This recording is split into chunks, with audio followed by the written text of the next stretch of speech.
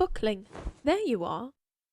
Oh, you look very dashing, without all the dust of travel on your skin. A compliment? N- no, just an observation. I feel very refreshed myself after washing off. Feels so good to be back in my leather armor instead of that heavy steel. I can actually move now. What happens now? Well, one of the maids informed me that my parents are having some quiet time together in their study before the banner raise, so I should go to speak to them. I know you wanted to join me, but if you don't mind, I would prefer to discuss the tournament and the rumors with them alone. Please, Bookling. I know you insist upon following me everywhere, whether I would like you to or not, but on this I must be firm. If Sir Edwin's rumor is true, this tournament is not just about celebrating my father's 65th birthday. It's about my future, and I can certainly speak for myself on that matter. I do not need your assistance and would rather you wait for me to come back for you. Absolutely not. I am not leaving you to wander the halls of Ewandale Castle on your own. No, I have a much better place for you to be than eavesdropping on a conversation between me and my parents. What? No, I'm not making you clean the privies.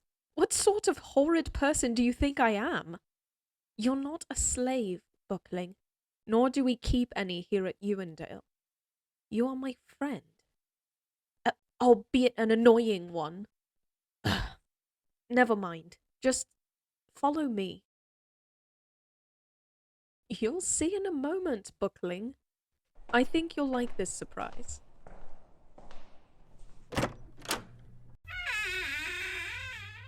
Here we are. What do you think? I knew you would like it. My mother has an agreement with the local monastery. Any books they receive, we get a copy. There's over 100 stories here, and more are brought in every year. Travel guides, epics of history, local folklore, even a bestiary or two. What? Romance novels? Why would you want to know where the romance novels are kept? You're making fun of me, aren't you? How dare you! You hear one pesky rumor of a tournament for a lady's hand in marriage and immediately think to turn to romance. Cheeky devil. You can read whatever you like, Bookling. I've read most of them already. I could show you some of my favorites if you like, but not yet. I really, really need to go speak with my parents before the banquet. I'll come back to get you, so don't leave this room, okay? Good. I'll be back soon. Hopefully with some better news than Sir Edwin gave us.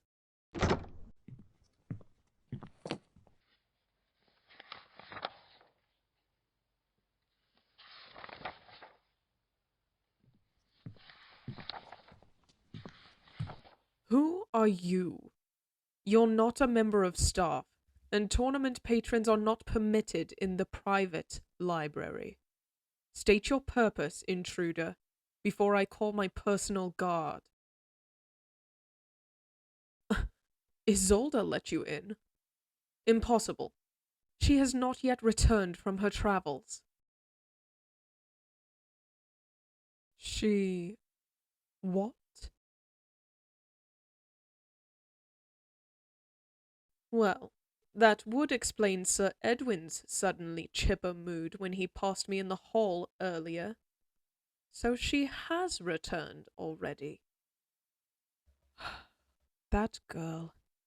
She always did prioritize her combat training over her etiquette lessons.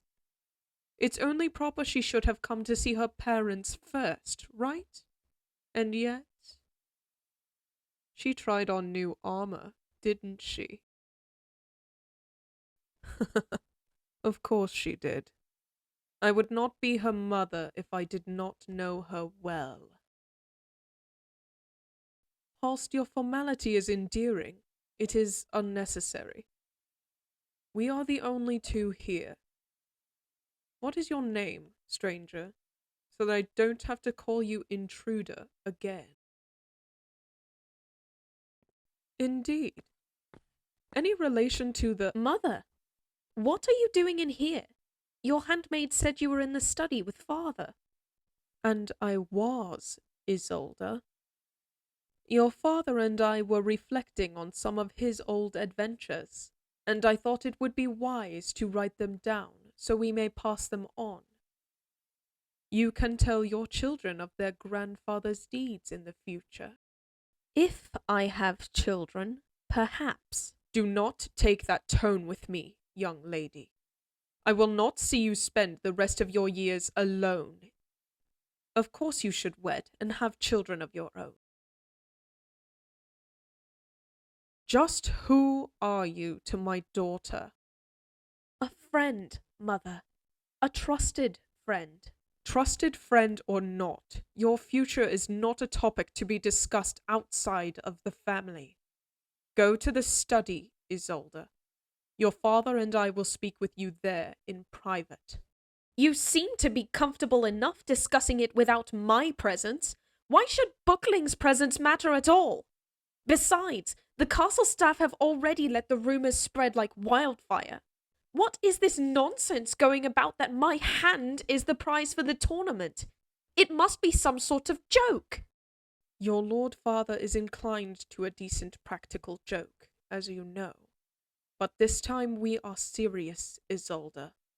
Also, Bookling. How amusing. Remind me, Bookling, where did you say you were from? A good family. A strong ally, indeed. You have an older brother, do you not? Mother! There is nothing wrong with building valuable connections, Isolde. You know this. I saw to it personally that you studied practical politics alongside the longsword, after all. I know what sort of connection you have in mind.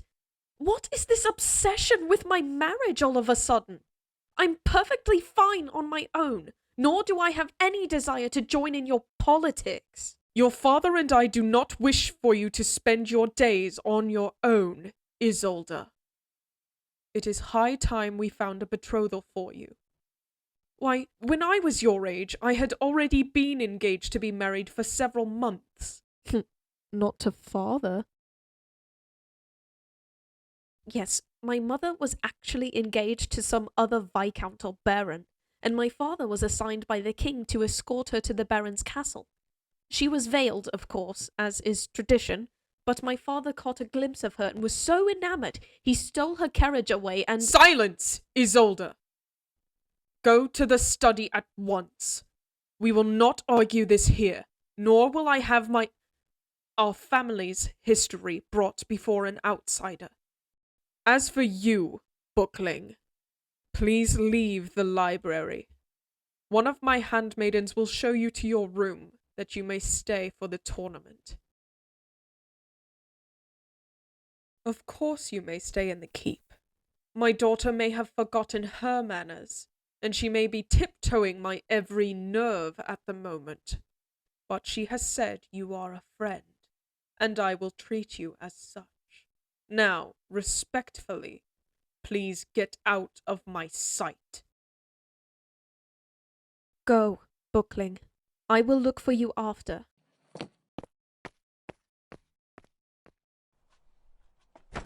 As for you, young lady, your anger at our decision for the tournament prize should not affect your behavior so poorly. If you ever speak to me that way again in front of an outsider, friend or not, I will have all of your armor and weaponry left outside for the next thunderstorm. But— And your horse sold?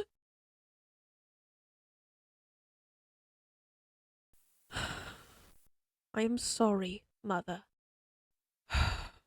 Thank you for apologizing. Now, follow me to the study. We have much to discuss. Your father and I have missed you, dear. He's been as giddy as a youth with each day closer to the tournament. He looks forward to this every year, you know. I know. I did not intend to stay away so long this time. I had planned to arrive sooner, actually, but there was an incident with a cockatrice. A cockatrice? They're not typically aggressive. What happened? It's a funny story, actually, and it's how I met Bookling. Really? Well, let's be off then. I have no doubt your father will want to hear of your latest adventures as well.